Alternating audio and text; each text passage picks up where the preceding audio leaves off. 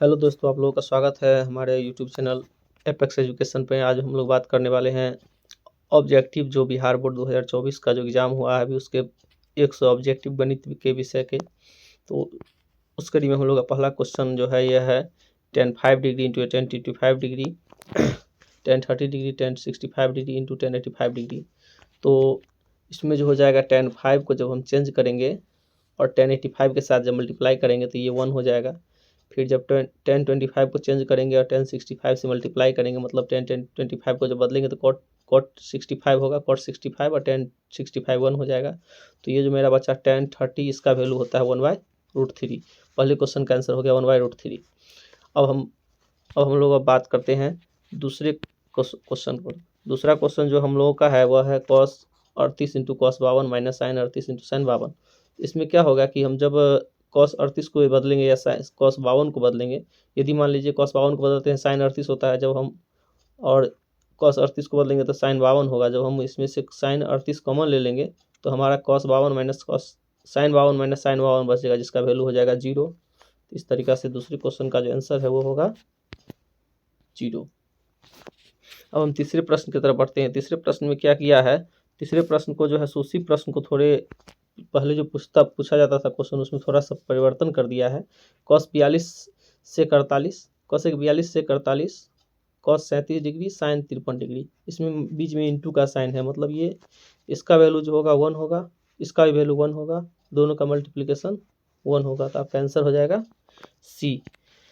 अब हम लोग बढ़ते हैं चौथे क्वेश्चन की ओर। चौथा क्वेश्चन जो है सो थोड़ा इसमें हल्का दिमाग लगाने की ज़रूरत थी। यहाँ दे दिया है tan अल्फ़ा इक्वल 1/√3। तो 1/√3 का 1/√3 होता है 30 डिग्री, यानी कि tan अल्फ़ा हो गया 30 डिग्री। यहाँ पर दे दिया है tan alpha plus beta equal √3, मतलब अल्फ़ा का वैल्यू हो गया 30 और √3 का वैल्यू होता है tan 60 डिग्री, मतलब कि बीटा का वैल्यू भी 30 है। तो इस कारण से इसका आंसर सी हो जाएगा। तो हम लोग बढ़ेंगे क्वेश्चन नंबर 5 की तरफ। 5 में है √2 sin π/4 प्लस cos π/4। आप लोग जानते हैं कि π/4 पाई का वैल्यू होता है 180। 180 में जब 4 से हम भाग देंगे तो हो जाएगा ये 45। तो 45 हो गया, 45 यानी sin 45 cos 45, sin 45 cos 45। तो sin 45 का वैल्यू 1/√2, cos 45 का भी 1/√2, 1/√2 और 1/√2। तो ये आपका हो जाएगा 1/√2, 1/√2 को जोड़ेंगे तो 2/√2, √2 कैंसिल हो जाएगा। तो हमारा आंसर हो जाएगा बी, 2 आंसर हो जाएगा। तो हम लोग बढ़ते हैं छठे क्वेश्चन की तरफ। छठे क्वेश्चन का जो वैल्यू होगा a² प्लस b²। तो अब इसमें करना क्या था कि इसमें इसका होल स्क्वायर करना था प्लस इसका होल स्क्वायर करना था। इसका होल स्क्वायर, इसका होल स्क्वायर जब हम करेंगे तो बीच में आएगा 2a cos theta 2ab cos theta 2ab sin theta, दोनों कैंसिल हो जाएगा। और ये 4 का स्क्वायर और 3 का स्क्वायर, तो 16 9 25। इसका आंसर हो जाएगा सी। अब हम लोग फिर अगले क्वेश्चन की तरफ बढ़ते हैं। अगला क्वेश्चन है 7 नंबर। दो वृत्त के क्षेत्रफल, इसमें दिया हुआ है वृत्त के क्षेत्रफल का अनुपात दिया हुआ है, क्षेत्रफल का अनुपात दिया हुआ है, त्रिज्या का अनुपात निकालना है। तो आप लोग जानते हैं कि जब क्षेत्रफल का अनुपात दिया रहता है और त्रिज्या का अनुपात निकालना रहता है तो क्या करते हैं हम लोग, उसका स्क्वायर रूट यानी कि वर्गमूल कर देते हैं। यहाँ क्षेत्रफल का अनुपात x² y² है तो त्रिज्या का अनुपात हो जाएगा xy। इसका आंसर हो जाएगा डी। अब हम लोग बढ़ते हैं क्वेश्चन नंबर 8 की तरफ। 8 है किसी वृत्त का क्षेत्रफल 49 पाई वर्ग सेमी है तो इसका व्यास क्या होगा। तो वृत्त का क्षेत्रफल दिया हुआ है 49 पाई, तो 49 पाई तो आप जानते हैं कि वृत्त का क्षेत्रफल होता है πr²। πr² बराबर 49 पाई। तो πr² जब हो गया आपका 49 पाई, πr² हो गया 49 पाई, तो πr² बराबर 49 पाई। ये पाई से पाई कैंसिल होगा और 49 पाई बराबर πr²। पाई से पाई जब कैंसिल होगा तो r² बराबर 49, तो r बराबर 7। लेकिन यहाँ क्या पूछ रहा है, व्यास। देखिएगा पहला गलत आंसर जो रहेगा सभी में दिया रहेगा, विद्यार्थी जल्द से उसमें मार दे, लेकिन यहाँ व्यास कह रहा है इसलिए हमारा आंसर की 14 हो जाएगा। ठीक है, बढ़ते हैं अगले प्रश्न की तरफ। अगला प्रश्न है 5 चक्करों में 14 सेमी त्रिज्या के पहिए द्वारा तय की गई दूरी। एक चक्कर जो होता है उसके परिधि के बराबर होता है। यहाँ 5 चक्कर कह रहा है तो परिधि 5 इंटू परिधि, तो 5 इंटू परिधि हो जाएगा 5 गुने 2πr। तो 5 गुने जब 2πr करेंगे तो ये हमारा आंसर हो जाएगा बी। अब बढ़ते हैं हम लोग 10वें क्वेश्चन की तरफ। कह रहे एक वृत्त का क्षेत्रफल एक वर्ग के क्षेत्रफल के बराबर है तो परिमिति का अनुपात। ये क्वेश्चन थोड़ा टफ अलग टाइप का पूछ दिया है। इसमें कह रहा है वृत्त का क्षेत्रफल वर्ग के क्षेत्रफल के बराबर है तो इसके परिमिति का अनुपात क्या होगा। इसके परिमिति का अनुपात जो है तो हो जाएगा पाई अनुपात 2। इसका जब हम निकालने जाएंगे तब हम लोग एक इसमें क्या करेंगे कि वृत्त का क्षेत्रफल बैठाएंगे पाई आर स्क्वायर, इधर बैठाएंगे ए स्क्वायर, और ऐसे करके हम लोग ए का वैल्यू निकाल लेंगे। और जब हम लोगों को ए का वैल्यू निकल जाएगा, और ए का वैल्यू जब हम लोग को निकल जाएगा तब ए का वैल्यू जब इसमें निकलेगा तब हम लोग क्या करेंगे, तब इसके परिमाप पर बैठाएंगे। तो पाई आर स्क्वायर ए स्क्वायर करके और ए का वैल्यू निकालेंगे। जब ए का वैल्यू निकलेगा तब हम लोग क्या करेंगे, तो दोनों के परिमाप का अनुपात निकालेंगे। इसका वीडियो मैं अलग से शॉर्ट में बना के डालूंगा जिसमें कि आप लोग देखेंगे किस प्रकार से ये क्वेश्चन सॉल्व होने वाला है। ठीक है, अगला क्वेश्चन 11 है। प्रथम 10 विषम संख्याओं का माध्य क्या होगा।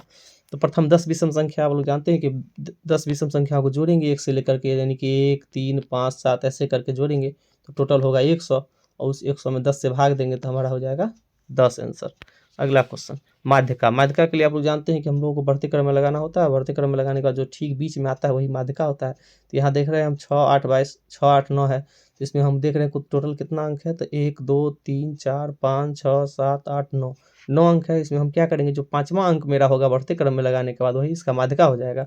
सबसे छोटा हो गया 6, उसके बाद 6 के बाद है 8 9 15 4 हो गया, और मेरा 5वां हो गया 16।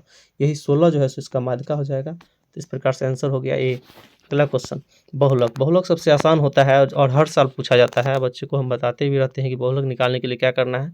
जिसका संख्या सबसे अधिक बार आ रहा है वही होता है बहुलक। तो इसमें आप देख रहे हैं कि सबसे अधिक बार कौन आ रहा है, सबसे ज़्यादा बार आ रहा है इसमें 6, तो बहुलक हो जाएगा इसका 6, क्योंकि 6 की बार बढ़ता है 1 2 3 4, तो इसका बहुलक हो गया 6। क्वेश्चन नंबर 14 की तरफ हम लोग बढ़ते हैं। फटाफट हम आपको करा रहे हैं जाकि ताकि वीडियो ज़्यादा लंबा न खींचे, इसलिए आप लोगों को कमेंट में बताइएगा यदि किसी क्वेश्चन का सॉल्व आप लोगों को चाहिए तो इसका सोल्यूशन हम जरूर डालेंगे वीडियो बनाकर।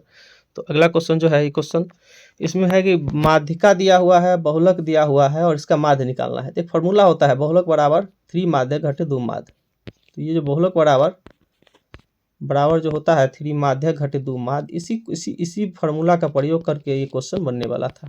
ठीक है, इसका जो प्रयोग करेंगे तो हो जाएगा 3 माध्य घटे बहुलक बटा 2, तो हम लोगों का माध्य निकल जाएगा, और माध्य जो होगा सो होगा 49.70।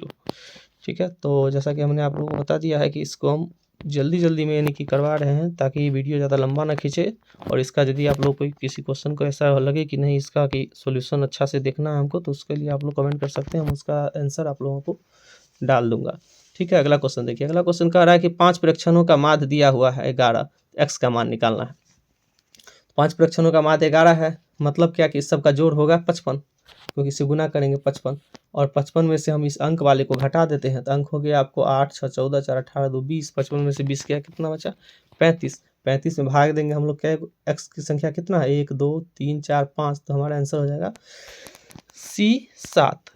अब हम लोग बढ़ते हैं अगले प्रश्न की तरफ। अगला प्रश्न है क्वेश्चन नंबर 16 कह रहा है असंभव घटना की प्रायिकता क्या होगी। आप लोग जानते हैं कि निश्चित घटना की प्रायिकता होती है 1 और असंभव घटना की प्रायिकता होती है 0। अब क्वेश्चन नंबर अगला क्वेश्चन है यदि PE बराबर 0.6 तो PE डैश का मान क्या हो है।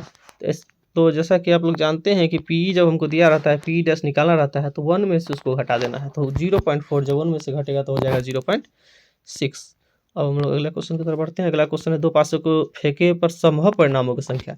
एक पासे को फेंकने से परिणाम कुल संभव परिणाम जो होते हैं वो होते हैं 6, और 2 पासे को जब फेंकिएगा तो परिणाम हो जाएगा कुल 36। इस तरीके से आंसर जो है हमारा हो जाएगा C। अगला क्वेश्चन है कौन सी संख्या किसी घटना की प्रायिकता नहीं हो सकती है। प्रायिकता का मान आप लोग जैसा जानते हैं कि प्रायिकता का मान जो होता है 0 से लेके 1 तक होता है, यानी कि इसके बीच ही है। 0 भी हो सकता है, 1 भी हो सकता है, इसके बीच में, इससे बड़ा नहीं होना चाहिए। तो यहाँ पर 0.6 जो कि 0 से बड़ा है 1 से छोटा है चलेगा। 1.5 ये जो आपका आंसर है यही हो जाएगा। इसका प्रायिकता यह नहीं हो सकता है क्योंकि इसका वैल्यू क्या है 1 से ज़्यादा है, 1.5 है। हम लोग पढ़ रहे हैं अगले क्वेश्चन की तरफ। अगला क्वेश्चन है एक पासे को फेंके में विषम संख्या आने की क्या प्रायिकता है। तो पासा में आप जानते हैं कि 1 से 6 तक होता है, इसमें विषम संख्या 3 होती है और कुल 6 तो 3/6 तो 1/2। इसका राइट आंसर हो जाएगा बी 1/2। 21 नंबर क्वेश्चन है, घनाभ की लंबाई चौड़ाई ऊंचाई दिया है, घनाभ का पार्श्व पृष्ठीय क्षेत्रफल। यहाँ पर पार्श्व पृष्ठीय क्षेत्रफल पूछ दिया, कुल पृष्ठीय नहीं। पार्श्व पृष्ठीय क्षेत्रफल का मतलब होता है कि इसके चारों दीवार का क्षेत्रफल, यानी कि 2 × L + B × H। तो 2 × L + B × H। तो 2 तो हमारा यहाँ पर L हो गया 15, B हो गया 6, तो 15 + 6 × H, तो 21 × 10 210। राइट आंसर हो जाएगा बी। 22 नंबर क्वेश्चन की तरफ बढ़ते हैं। 8 सेमी भुजा वाले घन में से 4 सेमी भुजा वाले कितने घन बनाए जा सकते हैं?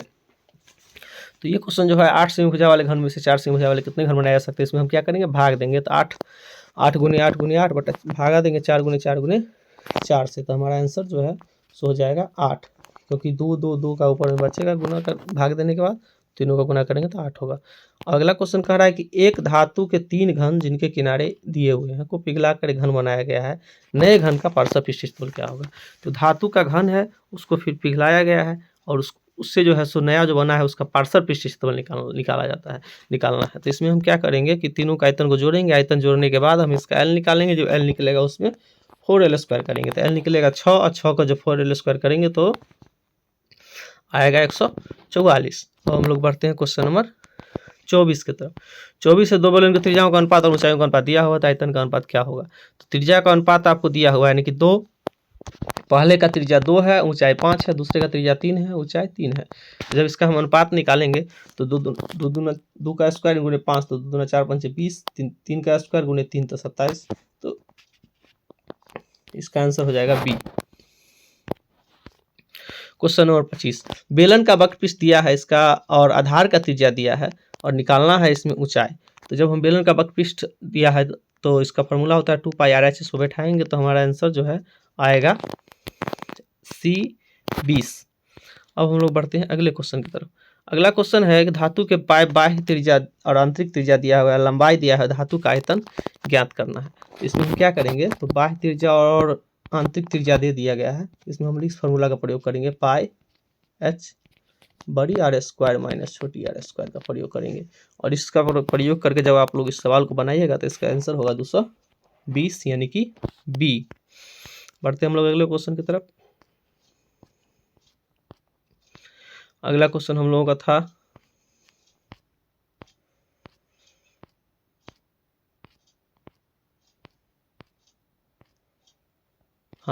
अगला क्वेश्चन नंबर 27। शंकु के आधार की त्रिज्या दिया हुआ है R और तिर्यक ऊंचाई दिया हुआ है L, तो शंकु का वक्रपृष्ठ का क्षेत्रफल क्या होगा? तो इसमें ये क्वेश्चन एकदम आसान क्वेश्चन पूछ दिया था, वक्रपृष्ठ का क्षेत्रफल डायरेक्ट फार्मूला से क्वेश्चन था, तो इसका वक्रपृष्ठ का क्षेत्रफल हो जाएगा πRL। अब है 14 सेमी व्यास वाले अर्धगोले का कुल पृष्ठीय क्षेत्रफल ज्ञात करना है। तो अर्धगोला का कुल पृष्ठ का क्षेत्रफल होता है 3πr², और इस फार्मूला पर जब बैठाएंगे इस सवाल को तो इसका आंसर आएगा 147 पाई। इसमें पाई का वैल्यू नहीं बैठाना, पाई के बदला में पाई रहने देना। यहाँ ये भी याद रखना कि 14 सेमी व्यास है, इसमें त्रिज्या 7 होगा इसका। इस प्रकार से हम बनाएंगे तो इसका आंसर आएगा ए। क्वेश्चन नंबर है 29। हम लोगों ने अभी तक इन क्वेश्चनों को किया है। अब क्वेश्चन नंबर 29 है, शंकु का आयतन दिया हुआ है, आधार का क्षेत्रफल दिया हुआ है, तो इसकी ऊंचाई क्या होगी? शंकु का आयतन आप लोग जानते हैं कि होता है 1/3πr²h, 1/3πr²h, 1/3πr²h। और ये जो πr² का वैल्यू दिया हुआ है 314 से इसमें जब हम भाग देंगे 15 7 70 में तो हमारा हमको आएगा 5, और इसका जो 1/3 है इधर वाला h बराबर 5, 3 इधर चला जाएगा, 3 5 15, तो h का मान हो जाएगा 15। और हम लोग बढ़ते हैं क्वेश्चन नंबर अगला 30। कह रहा है गोले की त्रिज्या 2r है, इसका आयतन क्या होगा? देखिए गोले की त्रिज्या r का था तब आयतन निकालना होता तो हम लोग 4/3πr³ याद किए हुए थे, लेकिन यहाँ पर क्या दे दिया था, इस बार घुमा करके क्वेश्चन पूछा है कुछ। हम पहले से विद्यार्थियों को आगाह कर रहे थे कि इस बार हो सकता है क्वेश्चन को कुछ घुमा के पूछे। तो हमको कह रहा है क्या कि 4/3 पाई, उसके बाद r³, तो r³ में हो जाएगा 2r का होल क्यूब, 2r का होल क्यूब। तो 2r का होल क्यूब करेंगे, 2 का क्यूब 8 होगा, तो 8 × 4 हो जाएगा 32 32πr³/3, इसका आंसर हो जाएगा 30 का। अब क्वेश्चन नंबर 31, इसमें किसी वृत्त के दो समांतर रेखाओं के बीच की दूरी 10 सेमी है, वृत्त की त्रिज्या ज्ञात करें। आसान क्वेश्चन ही था लेकिन इसको थोड़ा घुमा के पूछा है। देखिए कह रहा है क्या, वृत्त है और इस वृत्त के दोनों ओर समांतर स्पर्श रेखा है, इस दोनों के बीच की दूरी दिया है, मतलब हमको व्यास दे दिया था और हमको क्या निकालना था, त्रिज्या। इसका त्रिज्या हो जाएगा 5 cm। अब क्वेश्चन नंबर 32, दो वृत्त बाह्य रूप से स्पर्श करते हो तो घनिष्ठ स्पर्श रेखाओं की संख्या क्या होगी। ध्यान दीजिए, दो वृत्त यहाँ पर क्या कर रहे हैं, तो बाह्य रूप से स्पर्श कर रहे हैं। दो वृत्त बाह्य रूप से स्पर्श करने का मतलब ये होता है कि ऐसे करेंगे, जैसे ये वृत्त है और दूसरा वृत्त जो है एकदम इसको स्पर्श करते हुए जाएंगे ऐसे, इसके बीच में घनिष्ठ स्पर्श रेखा की संख्या कितना होगी, तो मात्र 1 होगा।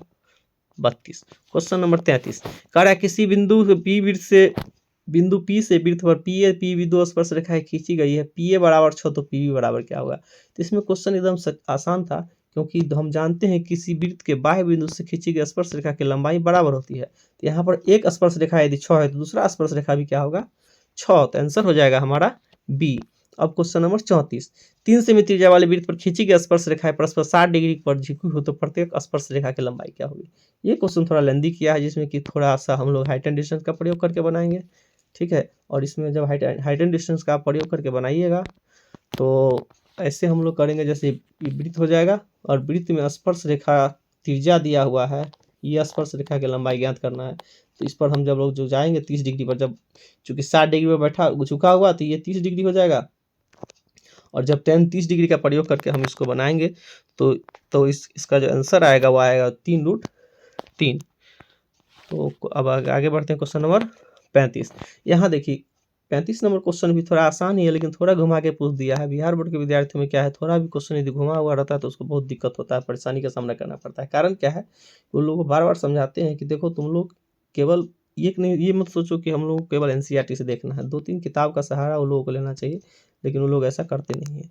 तो यहाँ पर है कि साइन 20 डिग्री प्लस थीटा दिया हुआ है बराबर कॉस 30 डिग्री। तो आप लोग जानते हैं कि साइन 60 कॉस 30 के बराबर होता है। तो यहाँ पर कॉस 30 है तो यहाँ 20 है, तो कितना होना चाहिए, और 40 होना चाहिए, और 40 होने पर जो है सो साइन 60 बराबर कॉस 30 हो जाता। इसलिए इसका आंसर जो होगा बी होगा, 35 का बी। अब हम लोग आगे बढ़ते हैं क्वेश्चन नंबर 36। 36 में है कि त्रिभुज ABC में कौन सी बराबर 90 डिग्री, तो A प्लस B का वैल्यू क्या होगा। ध्यान दीजिए, एक कोण यदि 90 है तो दो कोणों का योग भी, शेष दो कोणों का योग भी 90 होगा, और जब शेष दो कोण का योग 90 होगा तो आप समझ सकते हैं कि साइन 90 का वैल्यू क्या होता है।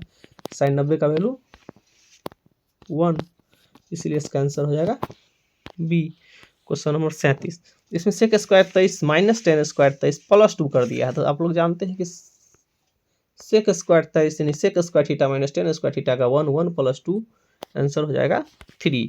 अगला क्वेश्चन है एक्स कॉस थीटा बराबर 1 टेन थीटा बराबर 1, तो x square minus y square, उसी टाइप का क्वेश्चन हो गया। ये एक्स कॉस थीटा मतलब 1 बाई कॉस थीटा बराबर एक्स हो जाएगा, मतलब सेक थीटा बराबर एक्स हो जाएगा, सेक थीटा का वैल्यू एक्स हो जाएगा। तो एक्स बराबर हो गया आपको सेक थीटा और वाई बराबर हो गया टेन थीटा। तो आप लोग तो x square minus y square कह रहा है, तो x square minus y square का मतलब sec square theta minus tan square theta, sec square theta minus tan square theta का वैल्यू होता है 1। आंसर इसका हो जाएगा D. Question number 39, tan theta बराबर 3/4, तो साइन थीटा का वैल्यू क्या होगा। तो टेन थीटा बराबर 3/4, तो हम तीसरा भुजा जब हम निकालेंगे तो इसमें तीसरा भुजा हो जाएगा 5। साइन का होता है लंब बट्टा कर्ण, यानी कि सम्मुख भुजा बट्टा कर्ण। तो सम्मुख भुजा आपका, इसमें सम्मुख भुजा हो गया 3 और कर्ण हो गया 5, जो कि आंसर नंबर है डी। अगला क्वेश्चन पर जाते हैं हम लोग 40 नंबर। 40 नंबर देखिए, 2 नंबर का क्वेश्चन को 1 नंबर में डाल दिया है।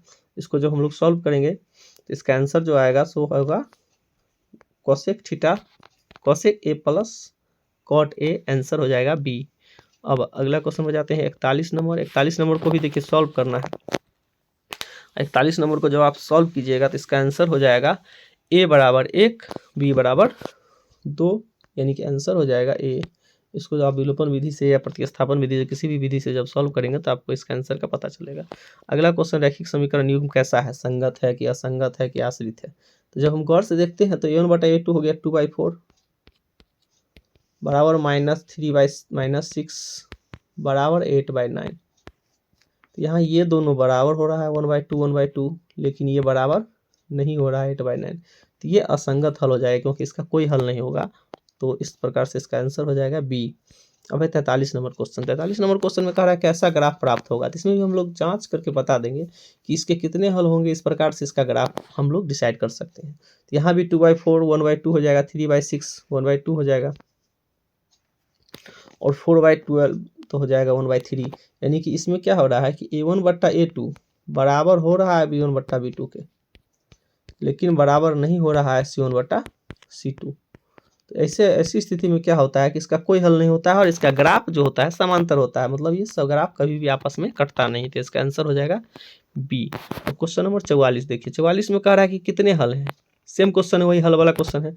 इसमें भी A1/A2 बराबर B1/B2 नहीं होगा क्योंकि 2/3 है -3/1 है। इसका एक और केवल एक हल होगा इस क्वेश्चन का, एक और केवल एक हल। अगला क्वेश्चन देखिए 44 नंबर।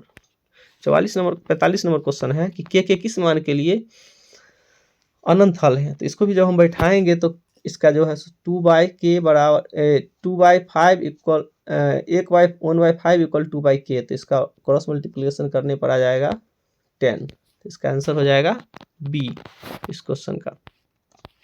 अब अगला क्वेश्चन निम्नलिखित में कौन समांतर श्रेणी है। तो समांतर श्रेणी के बारे में आप लोग जानते हैं कि जब A2 - A1 बराबर A3 - A2 होता है तो वह समांतर श्रेणी होता है। तो जिसमें बराबर का अंतराल होगा वही समांतर श्रेणी होगा। तो इसमें आंसर हो जाएगा इसका डी, क्योंकि इसमें सब बराबर की श्रेणी में है।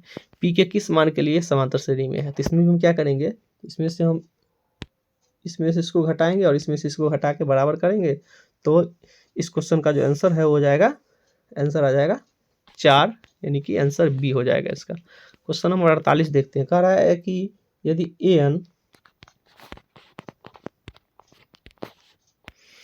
क्वेश्चन है कि यदि an समांतर श्रेणी का nवां पद है तो A25 - A10 का वैल्यू क्या होगा। तो A25वां और A10वां पद का जो है इसमें अंतर कह रहा है। तो A25 और 10वां पद का अंतर जो है सो हो जाएगा 75। ये कर निकालने वाली चीज़ है, इसको हम लोग निकालेंगे। अगला क्वेश्चन है समांतर श्रेणी का दूसरा पद दिया हुआ है, 5वां पद दिया हुआ है, सर्वांतर ज्ञात करना है। दूसरा पद दिया हुआ है और 5वां पद दिया हुआ है, इसको भी सभी इक्वेशन बना करके ही करना पड़ेगा। A2 बराबर हो जाएगा 13 और A5 बराबर हो जाएगा 25। इसको जब हम सॉल्व करेंगे, समीकरण को जब हम लोग बना करके सॉल्व करेंगे कि A + D बराबर 13, A + 4D बराबर 25 और सॉल्व करने के बाद जो है इस क्वेश्चन का जो आंसर होगा सो हो जाएगा 4, यानी कि क्वेश्चन का ऑप्शन बी इसका आंसर होगा। अगला क्वेश्चन 50 नंबर। समांतर श्रेणी के प्रथम n पदों का योग। यहाँ पर देखिए, ध्यान दीजिए कि यहाँ पर कह रहा है n पदों का योग। इसको हम लोग पहले n का वैल्यू 1 2 3 4 करके योग निकालेंगे, योग से फिर AP निकालेंगे और जब AP निकल जाएगा तब उसका D हो जाएगा, इसका ऑप्शन बी होगा, यानी कि -2 होगा सर्वांतर, यानी कि -2 का अंतर होगा इसमें। तो हम लोग 51 नंबर क्वेश्चन पे थे। अब हम लोग देखेंगे क्वेश्चन नंबर 51 देखेंगे। अब हम लोग 51 में जो दिया हुआ है कि जोड़ने वाले रेखाखंड का मध्य बिंदु है। ए और बी का मध्य बिंदु है A/2, यानी कि -6 + 2/2 का वैल्यू इसके बराबर हो जाएगा। तो -6 + 2 हो जाएगा 8, 2 से 2 कैंसिल हो जाएगा, तो इसका आंसर हो जाएगा -8। अब है क्वेश्चन नंबर 52।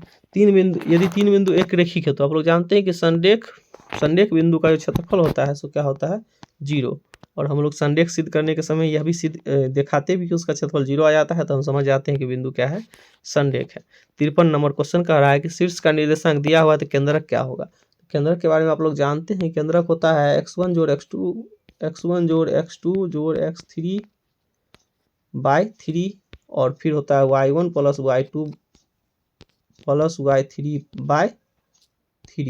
तो जब हम x1 x2 x3 करेंगे तो 8 5 13 में से 1 गया 12/3 हो जाएगा 4 और y1 y2 y3 करेंगे तो 0 होगा। तो इसका आंसर जो होगा आपको 4 और 0 हो जाएगा, मतलब आंसर हो जाएगा डी।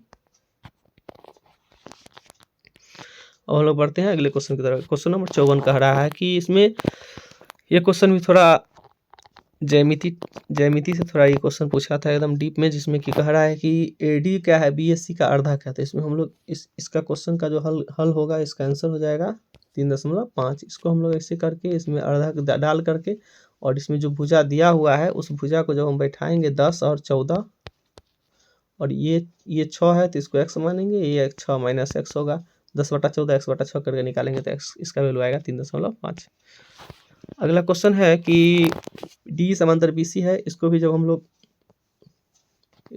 लोग ऐसे करके बैठाएंगे डी समांतर BC पर ABC में, और जब हम लोग भाग देंगे तो इसका आंसर जो आ जाएगा 55 नंबर क्वेश्चन का डी आएगा आंसर। अब अगला क्वेश्चन पढ़ते हैं 56 में है संगत भुजा का अनुपात दिया है, परिमाप का अनुपात क्या होगा। तो जब भी समरूप त्रिभुज के संगत भुजा का अनुपात दिया रहता है और परिमाप का अनुपात निकालना रहता है तो आप लोग समझ जाइए कि दोनों सेम होता है, भुजा का अनुपात परिमाप के अनुपात के बराबर ही होता है, तो इसका आंसर हो जाएगा बी। अब क्वेश्चन नंबर 57 में जो है इसमें एक भुजा तीनों भुजा त्रिभुज का दिया हुआ है और इसमें हम लोग पाइथागोरस प्रमेय के विलोम का प्रयोग करके इसमें हम लोग ये बता देंगे कि इसका ये कोण जो है क्या है, कोण बी 90 डिग्री होगा। विलोम का प्रयोग कैसे करेंगे, तो इसका बड़ा वाला भुजा जो है AC 12, इसका स्क्वायर करेंगे और इसके स्क्वायर को जोड़ेंगे, सबका सेम हो जाएगा, इसका मतलब है कि इसका आंसर हो जाएगा सी। क्वेश्चन नंबर 18 में समबाहु त्रिभुज की एक भुजा और समबाहु त्रिभुज दूसरे त्रिभुज की एक भुजा दिया हुआ है और क्षेत्रफल का अनुपात ज्ञात करना है। तो हम दोनों का क्षेत्रफल का अनुपात ज्ञात करने के लिए दोनों का स्क्वायर करेंगे और उसमें फिर भाग देंगे। ऊपर हो जाएगा 12 का स्क्वायर, नीचे हो जाएगा 6 का स्क्वायर, 144/36 भाग देंगे 4, तो ये हमारा जो है 4:1 हो जाएगा इसका आंसर, और 4:1 जो है आंसर है सी। अगला क्वेश्चन है 59 नंबर। 59 में कह रहा है ABC त्रिभुज और PQR समरूप त्रिभुज है, AD BC पर लंब है, PT से P पर लंब है और AD बराबर 9 सेमी, PT बराबर 7 सेमी त्रिभुज ABC और PQR क्षेत्रफल का अनुपात। इसमें भी हो जाएगा कि इसके ये माध्यिका है, AD और PT क्या है, माध्यिका है, यानी कि शीर्षलम है, शीर्षलम का भी वर्ग जो है सो क्षेत्रफल का अनुपात इसके संगत शीर्षलम के वर्ग के अनुपात के बराबर भी होता है, इस कारण से इसका आंसर हो जाएगा डी। क्वेश्चन नंबर 60 में समबाहु त्रिभुज की भुजा दिया है, ऊंचाई निकालना है, √3/2a होता है शीर्षलम, तो √3/2a हमको भुजा दे दिया है 12, तो यहाँ जब हम a के बदला में लिख देंगे क्या, a को हम यहाँ मिटा कर लिख देते हैं 12, तो a के बदला में हम लोग लिखेंगे क्या 12, तो 12 लिखेंगे तो क्या होगा, कट जाएगा 6 बार में, 6√3 आपका आंसर हो गया सी। 61 नंबर में आपको कैसा संख्या यह कह रहा है, तो चूंकि यह परमेय होगा निकलने के बाद 8/9, ये भी परमेय हो जाएगा 4/3, तो इसका जोड़ जो होगा वह क्या हो जाएगा, तो एक परमेय संख्या होगा, तो 61 का हो जाएगा ए। अब क्वेश्चन नंबर 62 में दो अपरमेय संख्या दिया हुआ है, गुणनफल क्या होगा। इसमें भी जो है जब हम गुना करेंगे तो 3 और ये 6 रूट का गुना जो है सो √30 होगा, और इस कारण से यह जो है अपरमेय संख्या ही रह जाएगा। अब हम लोग देखते हैं क्वेश्चन नंबर 63 में हम लोग जोड़ेंगे 3/9 प्लस 4/9, तो इसका जोड़ हो जाएगा 7/9। दोनों को हम लोग P/Q के रूप में दर्शाएंगे पहले, उसके बाद 64 में इसका जब हम लोग 156 का जब गुणनखंड तोड़ते हैं तो इसमें 2 आता है 2 बार, 3 आता है 1 बार और 13 भी आता है 1 बार, तो 2 2 4, तीनों के यानी कि तीनों के घात का जोड़ यानी कि x + y + z का वैल्यू हो जाएगा 4, आंसर हो जाएगा ए। क्वेश्चन नंबर 65 में भी गुना है, √10 × √15 10 का गुना करेंगे 150 आपका अपरमेय संख्या है, इसलिए इसका आंसर हो जाएगा बी। और 66 में कह रहा है कि इसको 2/p/2 के पावर n × 5 के पावर m के रूप में कैसे लिखेंगे, तो जब यहाँ से दशमलव हटाएंगे तो यहाँ हो जाएगा 1000 हो जाएगा, यहाँ 5 से काटेंगे 1000 को तो हो जाएगा 200, यहाँ काटेंगे तो हो जाएगा 21। अब 21/200 हो गया, तो इसमें 200 में हो जाएगा 3 × 2, तो 2 के पावर 3 × 5 के पावर 2, 2 के पावर 3 5 के पावर 2, हमारा आंसर सी सही है। अब हम लोग बढ़ते हैं अगले क्वेश्चन की तरफ। अगला क्वेश्चन है दो संख्याओं का मौसा 25 और लौसा ये है, तो दोनों का गुणनफल, दोनों संख्या गुणनफल का मतलब है कि दोनों लौसा और मौसा को गुना कर देंगे, और जब लौसा और मौसा को गुना करेंगे तो क्या आएगा, लौसा और मौसा का गुना आ जाएगा आपको 1250, इसका आंसर हो जाएगा ए। अब हम लोग बढ़ते हैं क्वेश्चन नंबर 68। 68 में ए बी क्यू दिया हुआ है, तो इसमें क्या करना है, तो इसका गुना करके इसमें 32 को जोड़ना है। जब हम इसको गुना करेंगे और फिर उसमें 32 जोड़ेंगे, देख रहे हैं, देखिए इसमें आंसर देख करके भी आप इसका अंदाज़ा लगा सकते थे, क्योंकि देखिए 7 और 1 का गुना होगा 7, इसमें 2 जोड़ेंगे तो ये आंसर हो ही नहीं सकता है। अब ये दोनों में से एक होगा, अब दोनों में से एक होगा तो हम लोग और आगे गुना को बढ़ाएंगे। तो जब हम इसके गुना को करेंगे दोनों को, और उसमें जब हम 32 जोड़ते हैं तो हमारा जो आंसर इसमें हो जाएगा, आपको इसका आंसर हो जाएगा ए, यानी कि 1679।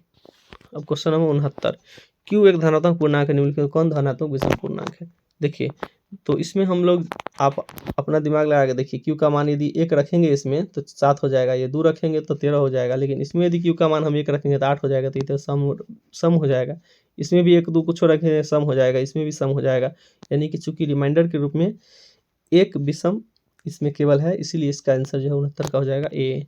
और क्वेश्चन नंबर 70, दो लगातार विषम संख्याओं का मौसम। ये क्वेश्चन बराबर पूछता है, दो लगातार विषम संख्या का मौसम, दो लगातार भाज्य संख्या का मौसम, दो लगातार अभाज्य संख्या का मौसम, दो लगातार सम संख्या का मौसम पूछते रहता है। दो लगातार विषम संख्या का मौसम होता है 1, दो लगातार सम का होता है 2, दो लगातार अभाज्य संख्या का भी होता है 1। ठीक है, तो यहाँ दो लगातार विषम संख्या का मौसम कह रहा है, तो इसका आंसर हो जाएगा बी 1। क्वेश्चन नंबर 71 क्वेश्चन है कि इसमें और इसमें भाग देंगे। घात वाला क्वेश्चन इस साल बहुत पूछा गया था, बहुत से लोग ऐसे हैं जो 9th में उतना ध्यान नहीं देते हैं, लेकिन जरूरी है अब 9th में भी ध्यान देना, क्योंकि ये सब क्वेश्चन सीधे 9th से पूछ रहा है। आप देखिए x⁴ में x⁴ से भाग देंगे तो घात तो 2 ही ना बचेगा, इसलिए इसका आंसर हो जाएगा 2।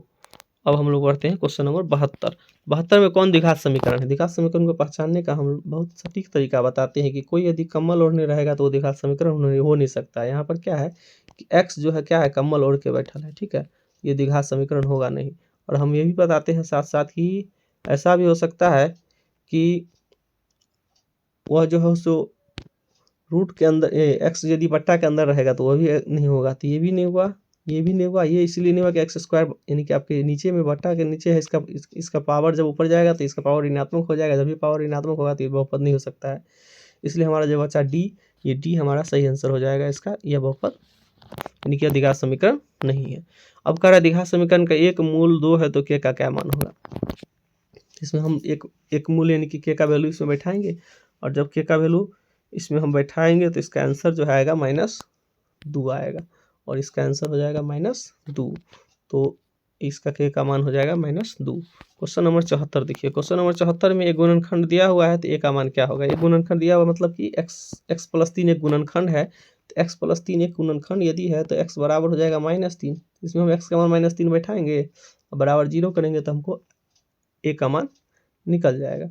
तो ये हो गया आपको 9a - 3 + 1 बराबर 0, तो ये जाएगा इधर, तो 9a बराबर 2, ए बराबर 2/9, ए बराबर 2/9, आंसर हो गया सी। अब क्वेश्चन नंबर 75 का है, पी के किस मान के लिए मूल वास्तविक एवं समान होंगे। तो मूल वास्तविक एवं समान का मतलब है डी बराबर 0, डी बराबर 0 यानी कि b² - 4ac बराबर 0, तो 75 का आंसर जो है सो बी हो जाएगा 1/3। क्वेश्चन नंबर 76 में कह रहा है कि मूल की प्रकृति क्या होगी। तो मूल की प्रकृति यानी कि इसका हम डी का वैल्यू निकालेंगे, देखेंगे प्लस में है कि माइनस में है या 0 है। डी का वैल्यू अब जब इसका निकालिएगा तो डी बराबर होता है b² - 4ac, तो डी बराबर हो गया आपको -3 का स्क्वायर -4ac, तो 4 × 6 × 5, तो 9 - 120, तो इसका आंसर माइनस में ही आएगा, माइनस में आएगा तो इसका मतलब है कि वास्तविक नहीं होगा मूल, और वास्तविक नहीं होगा तो इसका आंसर हो जाएगा सी। अब क्वेश्चन नंबर 77 है कि एक मूल दिया हुआ है 4, तो दूसरा मूल क्या होगा। तो एक मूल 4 है, दूसरा मूल निकालना है, तो एक मूल जब 4 है दूसरा मूल हमको हो जाएगा -5। इसका 2 तरीका है, एक तो है कि हम इसमें जो है इसमें यानी कि x - 4 से भाग देकर भी चेक कर सकते हैं, दूसरा है इसका गुणनखंड भी हम निकालेंगे, तो x + 5 x - 4 आएगा तो इसका वैल्यू हो जाएगा -5, x का वैल्यू दूसरा मूल हो जाएगा 5 -5। अब इसमें अल्फा स्क्वायर + बीटा स्क्वायर का मान ज्ञात करना है, तो इसमें भी आप ये भी कर सकते थे कि इसका मूल ज्ञात कर सकते थे, या उसको लेंदी प्रोसेस भी है कि ये भी प्रोसेस है, मूल ज्ञात कर सकते थे। मूल आप देख रहे हैं यहाँ पर 5 और 1 होगा, तो 5 का स्क्वायर प्लस 1 का स्क्वायर, तो 25 1 26, आंसर हो जाएगा सी।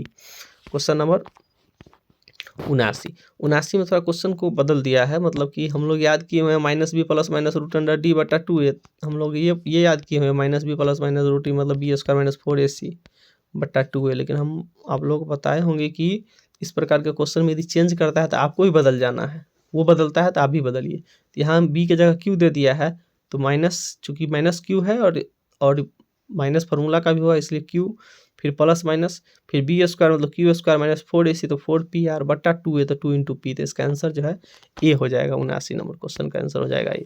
अब क्वेश्चन नंबर 80 में है कि एक्स का वैल्यू दे दिया है -1 और एक्स का वैल्यू -1 दिया हुआ है, दोनों समीकरण का एक वैनिष्ट मूल हो तो पी प्लस क्यू का वैल्यू क्या होगा। तो इसमें हम लोग क्या करेंगे, इसमें जब एक्स का वैल्यू -1 बैठाएंगे तो पी का वैल्यू निकलेगा, इसमें जब एक्स का वैल्यू -1 बैठाएंगे तो क्यू का वैल्यू निकलेगा, फिर दोनों को हम जोड़ेंगे और दोनों को जब आप जोड़ेंगे तो इसका आंसर आ जाएगा -1। अब क्वेश्चन नंबर 81 में 11वां पद क्या होगा। तो 11वां पद क्या होगा, मतलब कि इसमें इसका अंतर जो है सो हो गया 5/2, 5/2 का डिफरेंस है, तो a प्लस 10d 11वां पद निकालना है, तो -3 प्लस 10 इंटू 5/2, 2 से 5 कैंसिल करेंगे तो 25 होगा, -3 प्लस 25, तो -3 प्लस 25 हो जाएगा 22, आंसर हो गया इसका बी। क्वेश्चन नंबर 82, इसमें कह रहा है कितने पद हैं, तो n का वैल्यू निकालना है। इसमें n का वैल्यू जब an पर बैठा करके इसमें हम निकालेंगे तो इसका आंसर हो जाएगा a। कुल 12 पद होंगे इसमें कह रहे हैं 50 प्लस प्रथम 50 पदों का योग क्या होगा। तो प्रथम 50 पदों का योग होगा या 2550, आंसर बी हो जाएगा। किस चतुर्थांश में, चतुर्थांश वाला सवाल आप लोग जानते हैं कि चतुर्थांश वाले में हमको केवल साइन देखना ही नहीं देखना संख्या क्या है। यहाँ साइन में क्या था, ये प्लस में था, ये माइनस में था, मतलब एक्स प्लस वाई माइनस। इस फर्स्ट कोऑर्डिनेट प्रथम चतुर्थांश में जो होता है दोनों प्लस होता है एक्स वाई। दूसरा जो होता है उसमें दूसरे वाले में इसमें दोनों प्लस होगा, इस दूसरे वाले में एक्स का माइनस हो जाएगा, वाई का मान प्लस हो जाएगा, तीसरे में दोनों माइनस होगा, चौथे में जब हम जाएंगे चतुर्थांश में तो उसमें एक्स का मान प्लस और वाई का मान माइनस। तो यहाँ पर हमको कह रहा है एक्स प्लस में वाई माइनस में, इसलिए इसका जो है आंसर सही हो जाएगा चतुर्थांश, आंसर डी हो जाएगा। अब क्वेश्चन नंबर 85 में इसके बीच की दूरी निकालना है। बीच की दूरी में होगा रूट अंडर करेंगे 2 cos स्क्वायर थीटा होगा, का होल उसका मतलब 4 cos स्क्वायर थीटा हो जाएगा, प्लस 4 sin स्क्वायर थीटा हो जाएगा, तो sin square theta plus cos square theta 1 4 बाहर आएगा तो 2, इसका आंसर जो हो जाएगा 85 का बी। क्वेश्चन नंबर 86 में कटान बिंदु कह रहा है, कहाँ पर दोनों कटता है एक दूसरे से। तो ये रेखा है, एक्स का वैल्यू है -2 ऐसे जाएगा, वाई का वैल्यू है +3 ऐसे जाएगा, कहाँ कट रहा है, यहाँ कट रहा है, जहाँ कट रहा है उसका वैल्यू हो जाएगा -2 3। क्वेश्चन नंबर 87, इसके बीच की दूरी निकालना है। तो इसमें सिंपल क्वेश्चन था, दूरी सूत्र का प्रयोग करके हमको निकालना था दोनों के बीच का दूरी जो होगा सो आपको हो जाएगा 13। ठीक है। अब क्वेश्चन नंबर 88 में कह रहा है वाई एक्स पर बिंदु जो इतना समदूरस्थ हो, इसका ये निकालना है। तो इसको हम लोग ऐसे करके बनाते हैं, वाई एक्स है तो 0 वाई करके बनाते हैं, और इसको जब आप सॉल्व कीजिएगा तो इसका आंसर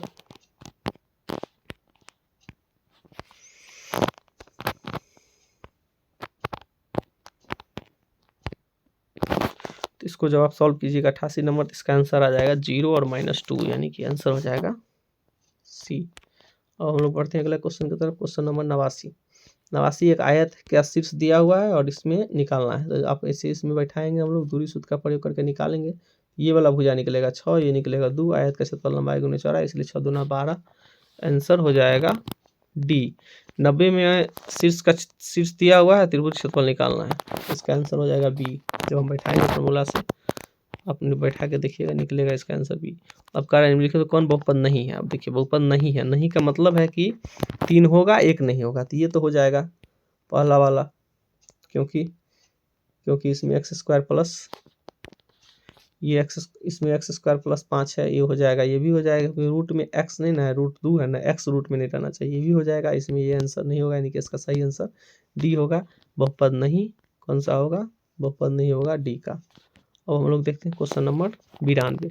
92 में घात, फिर देखिए घात बहुत इस बार घात कर रहा है। घात का मतलब है कि इसमें क्या करना है हमको कि इसमें दोनों का गुना करेंगे तो 6 और 5 पावर का गुना जुटेगा 11 हो जाएगा, इसलिए घात इसका 11 हो जाएगा। शून्य ज्ञात करना है, शून्य जो हम ज्ञात करेंगे तो एक्स स्क्वायर बराबर 11, एक्स बराबर प्लस माइनस 11, यानी कि प्लस रूट 11 माइनस रूट 11 हो जाएगा 93 का सी। अब क्वेश्चन नंबर 94। 94 में द्विघात बहुपद के शून्य दिया हुआ है और इसमें जो है शून्य है तो ए और बी का मान ज्ञात करना है।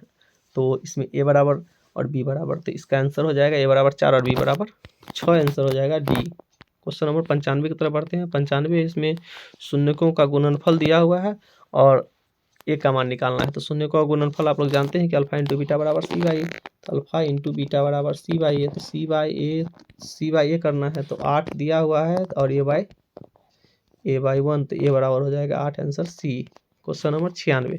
96 में बहुपद का शून्यक, ये किसका शून्यक है ये ज्ञात करना है। ये किसका शून्यक है ज्ञात करने के लिए हम लोग क्या करेंगे, बारी बारी से मान रख करके भी चेक कर सकते हैं, या इस शून्य के प्रयोग से हम लोग बहुपद बना लेंगे। तो शून्य के प्रयोग से जब हम लोग अल्फा प्लस बीटा का वैल्यू करेंगे तो 2 आएगा, अल्फा इंटू बीटा का वैल्यू -8 आएगा, तो यानी कि -2x² यानी कि माइनस एक्स, फार्मूला होता है x square minus alpha plus beta plus alpha into beta. तो यहाँ पर हम वैल्यू बैठाएंगे तो -2x प्लस -8 वाला क्वेश्चन ये है, इसका आंसर 96 का ए हो जाएगा। अब क्वेश्चन नंबर 97। 97 है कि इसमें शून्य का अल्फा बीटा है तो अल्फा इंटू बीटा बटा 4, अल्फा इंटू बीटा आप जानते हैं, alpha into beta C by A by 4 करना है, तो सी बाई ए होता है minus, alpha into beta C by A तो -4 बाई 4 काट देंगे तो हो जाएगा -1, आंसर हो जाएगा ए। Question number 98। इसमें शून्य दिया हुआ है, गुणनखंड निकालना है। एकदम इजी क्वेश्चन, एकदम 9th लेवल का क्वेश्चन है ये। 9th का बच्चा जो इसको पढ़ेगा उसको इसकी सुविधा होगी इसको बनाने में। तो इसका -3 है शून्य, यानी कि x का वैल्यू है -3, x बराबर -3, इधर लाएंगे x को तो x प्लस 3 बराबर 0, तो एक गुणनखंड हो जाएगा x प्लस 3, आंसर हो जाएगा बी। अब क्वेश्चन नंबर 99। क्वेश्चन 99 इसमें भाग देना है और घात निकालना है। घात देखिए तो इसमें -2 पावर 2 है, 4 पावर 4 में भाग देना है तो पावर 2 लगेगा, भाग लग देने के बाद बचेगा। क्वेश्चन नंबर 100 यानी कि आखिरी क्वेश्चन है। इसमें बहुपद दिया हुआ है, शून्यक दिया हुआ अल्फा बीटा, तो अल्फा प्लस 1 और बीटा प्लस 1 का वैल्यू ज्ञात करना है। तो इसका जब हम गुना करेंगे तो हमको आएगा alpha into beta plus alpha plus beta plus 1, formula पर जब हम बैठाएंगे यानी कि अल्फा इंटू बीटा करेंगे C by A plus minus B by A plus जोड़ देंगे क्या 1, इसको जब आप कीजिएगा तो इसका आंसर जो है आ जाएगा -4, क्योंकि अल्फा इंटू बीटा तो सी बाई ए, इसको एक बार हम लोग सॉल्व कर देते हैं तो ये हो जाएगा x² -3x -3 -5 बराबर 0। तो इसमें हो गया आपको x² -3x और -8। अब देखिए तो आपका b हो गया -3, तो -b/a करेंगे तो 3/1 और c/a करेंगे तो -8 प्लस 1, यही 314 हो जाएगा, -8 तो -4, इसका आंसर सी हो जाएगा। तो आई होप कि आप लोगों के लिए वीडियो जो है सो बहुत लाभदायक होगा, आप लोग इससे अपना सही से मूल्यांकन कर पाएंगे हम लोगों ने कितना सही कितना गलत बनाया है, और आप लोगों का क्या स्कोर बन रहा है सो भी आप कमेंट के माध्यम से बताएं। वीडियो को शेयर करें, लाइक करें, चैनल को सब्सक्राइब करें और वीडियो को दूर दूर तक फैलाएं, जाके दूसरे लोगों को भी इसका लाभ मिले। बहुत बहुत धन्यवाद।